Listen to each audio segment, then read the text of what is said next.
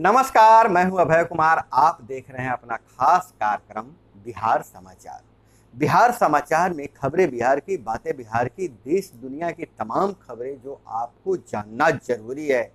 तो बिहार समाचार में हम खबर लेते हैं। पहली खबर शिक्षक बहाली से। शिक्षक बहाली में मुखिया समेत सारे जनप्रतिनिधियों को अलग कर दिया गया है। बहाली प्रक्रिया से मुखिया से लेकर मेयर तक को अलग कर दिया है, अलग थलग कर दिया है। बहाली की चयन प्रक्रिया में स्थानीय जनप्रतिनिधियों की भूमिका नहीं रहेगी। शिक्षा विभाग बहाली प्रक्रिया में बदलाव की तैयारी को अंतिम रूप दे रहा है। नियोक्ता पंचायती राज और नगर निकाय ही होंगे, लेकिन मुखिया प्रमुख, नगर परिषद अध्यक्ष या महापौर जैसे लोग भर्ती प्रक्रिया से अलग हो जाएंगे।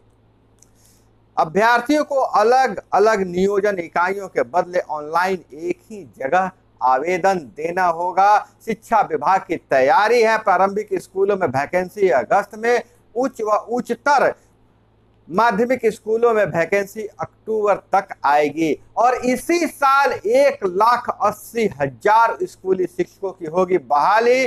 कक्षा 1 से 8 तक 80,000 और कक्षा 9 से 12 तक 1 लाख शिक्षकों की वैकेंसी है।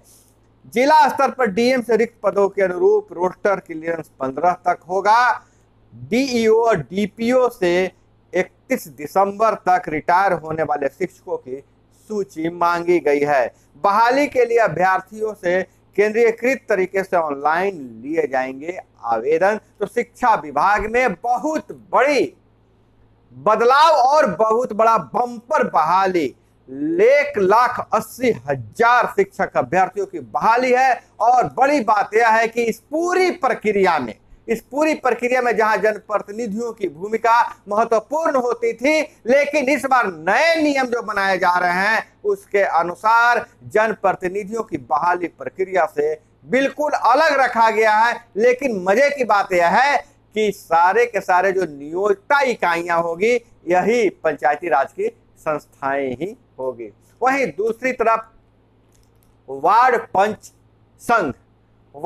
संघ सह लोकतंत्र रक्षा अभियान के तहत वार्ड और पंचों के अधिकार के लिए प्रखंड मुख्यालयों पर धरना देने का कार्यक्रम बनाया जा रहा है। इसके लिए प्रदेश अध्यक्ष राकेश सिंह प्रखंड मुख्यालयों पर जाकर बैठक कर रहे हैं और वार्ड और पंच संघ के माध्यम से 17 सूत्री मांग प्रखंड कार्यालयों में रख रहे हैं। औरंगाबाद जिले सहित कैमूर, रोहतास, खगड़िया, छपरा सभी जिलों में अलग अलग तिथि में प्रखंड मुख्यालयों पर धरना देने का कार्यक्रम बनाया जा रहा है, जिसमें प्रमुख मांग यह है कि 15,000 रुपया इनको वेतन दिया जाए वार्ड और पंच को। और पिछले 2006 से सभी जितने भी पंच और वार्ड बने हैं तो उनको 10,000 रुपये पेंशन की व्यवस्था की जाए। और अन्य तरह की 17 मांगे हैं, उस पर चर्चा हम अगले वीडियो में करेंगे। और आज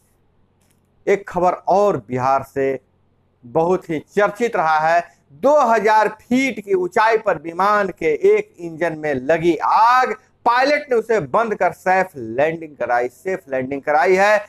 एओ मोनिका, जिसने जलते विमान को सुरक्षित उतार कर बचाई 185 यात्रियों की जान। जी हाँ, मोनिका नाम के पायलट ने 185 यात्रियों की जान बचाई है। पटना में बड़ा हादसा टल गया है।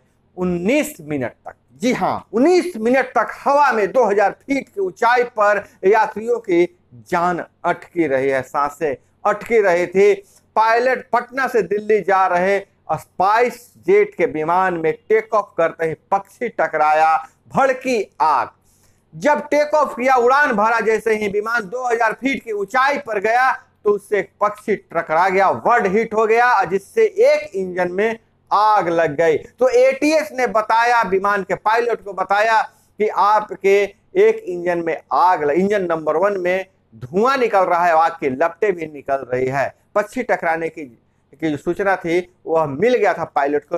पायलट ने तुरंत डायरी देखकर और एक इंजन को बंद करके सेफ लैंडिंग करा दिया।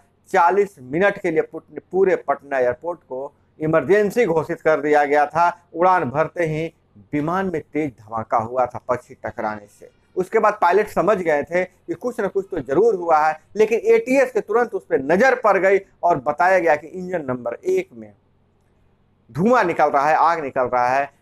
तो पायलट ने सूझबूझ का परिचय देते हुए विमान का सेफ लैंडिंग करवा दिया और वापस नहीं होगी अग्निपथ योजना। तीनों सेनाओं में अब सभी भर्तियां इसी से होगी। अफसरों से नीचे के रैंक पर अग्निवीर योजना से ही भर्ती होगी। नित्यानंद राय ने कहा, राजनीतिक दलों के इशारों पर हो रही है हिंसा। तो क्या कहा है तीनों प्रमुख, सेना के तीनों प्रमुखों ने? तीनों सेना प्रमुख की रक्षा मंत्री राजनाथ सिंह से मुलाकात के बाद सेना ने रविवार को साफ कर दिया है कि अग्निपथ योजना वापस नहीं होगी। इसके साथ ही योजना के तहत भर्ती का कार्यक्रम जारी कर सशस्त्र बलों में इसी के माध्यम से भर्ती के सरकार के इरादे को जाहिर कर दिए हैं। सैन्य मामलों के अतिरिक्त सचिव लेफ्टिनेंट जनरल अनिल पुरी ने कहा कि सशस्त्र बलों को इस योजना की सख्त जरूरत है। भविष्य में तीनों सेनाओं में अफसर के रैंक के नीचे की सभी भर्तियां अग्निपथ योजना के जरिए ही होगी। हम आपको बता दें कि पहले 46,000 भर्ती की शुरुआत हो रही है। अगले 4-5 वर्षों में 50 से 60 हजार तक भर्तियां करेंगी। बाद में यहाँ का 90,000 से 1 लाख हो जाएंगे। पुरी ने कहा कि सेनाओं की औसत उम्र कम करना प्राथमिकता है। 3 दशकों से इस बारे में सोचा जा रहा है। कारगिल जब युद्ध हुआ था तो कारगिल युद्ध रिव्यू कमेटी ने ऐसी बताई थी कि कारगिल में हमारे कुछ ज़्यादा हताहत क्यों हुई, तो सेना के बढ़ती उम्र के कारण हताहत हुई थी। तो 1989-90 से ही यह प्रक्रिया शुरू थी और अब जाकर इसे लागू किया गया है।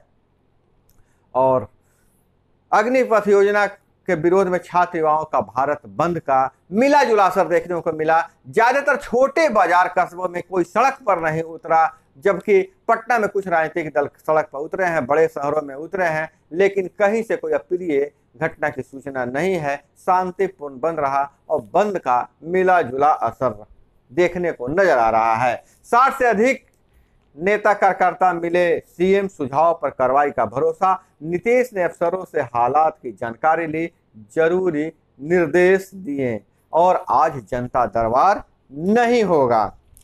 अब इधर बात करें स्मार्ट सिटी अवार्ड के अंतिम राउंड में पटना सहित बिहार के चारों शहर, देश स्तर पर शहरों को 6 कैटेगरी में दिया जाएगा अवार्ड। पटना, मुजफ्फरपुर, भागलपुर, बिहार शरीफ में चल रहा है काम। अवार्ड पाने वाले शहरों को केंद्र से मिलेगी विशेष सुविधा। और इधर जरूरत पड़ने पर अतिरिक्त पुलिस बल की तैनाती करे मुख्य सचिव, सभी जिलों के डीएम के साथ बैठक और समीक्षा। हिंसात्मक घटनाओं के लिए राज्य सरकार को जिम्मेदार ठहराना अनुचित है, जदयू कह रहा है। और इधर नामांकन फॉर्म आज तक भरे 25 से entrance test Patna women's college में ऑफलाइन मोड में होने वाले एंट्रेंस टेस्ट में की छात्राएं ब्लू या ब्लैक पेन से ही करेगी इस्तेमाल। और दरभंगा से खबर आ रही है, मटकोर में गए लोगों को पिकअप ने कुचला, 2 लोगों की मौत। डीजे लदी वैन लेकर गए थे रस्म निभाने, इसी बीच गाड़ी का ब्रेक फेल होने से हो गया हादसा, 9 लोग घायल भी हो गए हैं। और बेतिया से खबर आ रहा है, मसान में डूबकर 3 बच्चों की मौत, चौथे की हालत नाजुक। तैरने के दौरान गहरे पानी में चले जाने के कारण हुआ हादसा, बच्चे की मौत हो गई।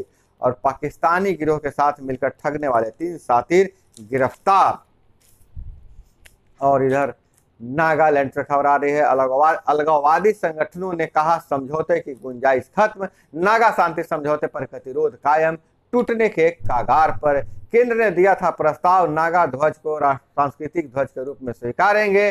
तकरार इसलिए कि नागा संगठन समानांतर सरकार चला रहा है, बार बार दोहरा रहे नागा राष्ट्र हमारी पहचान, इससे समझौते नहीं करेंगे। 1950 से नागालैंड में चल रहा सशस्त्र संघर्ष, चीन ने प्रशिक्षण और हथियार दिए हैं। और पहले ताइपे में पैदल चलने वालों को 770 चौराहों पर ट्रैफिक लाइट में अब नहीं करना होगा लंबा इंतजार। ट्रैफिक लाइट पर इंतजार का वक्त 1.5 मिनट तक कम किया गया है। तो दोस्तों यह थी वो तमाम खबरें जो आपको जानना जरूरी है। इसी तरह से खबरों के लिए जुड़े रहिए हमारे साथ। मिलते हैं अगले वीडियो में। जय हिंद, वंदे मातरम।